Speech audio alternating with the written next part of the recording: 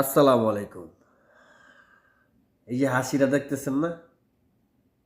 হাসির পিছনে একটা দুঃখ লুকিয়ে আছে। আমি একজন কুয়েত প্রবাসী। যখন দেশেতে বিমানে পাড়ি জমিয়েছি, বিমানে উঠছি, তখন আমার স্বপ্নটা অনেক বড় আছিল। আমি এটা করবো, ওটা করবো, একটা বাড়ি বানাবো, হ্যাঁ, বাপ মার একটু হজ করাবো, বহু স্বপ্ন আছিল। যখন এই প্রবাসাইয়া নামছি, তখন 2-3 মাস আমার খুব কষ্ট গেছে। শরীরে ডিউটি দিয়েছে, এক ডিউটি করছি। চিন্তা ভাবনা আমার আরেকটা ডিউটি কীভাবে দরকার, কীভাবে কই পামো, করতে হইব। যখন আরেকটা ডিউটি লইছি, ভাই বিশ্বাস করবেন 24 ঘন্টার ভিতরে রাত্রে 3-4 ঘন্টা ঘুমাই। কি লেগে? ফ্যামিলিরে সুখে রাখার লেগা।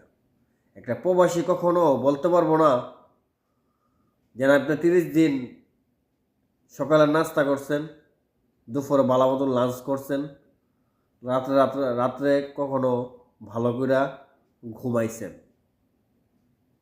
এটা এটা কোনো প্রবাসী ভাইয়েরা বোনেরা কেউ বলতে পারবো না। আমার ভিডিও যারা দেখেন সবাই একটু লাইক কমেন্ট শেয়ার করবেন।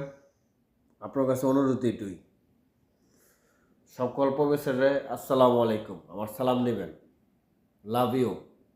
জীবন সুন্দর করতে হইলে ঘুম চোখে অলস এটা আনন্দ যাবে না।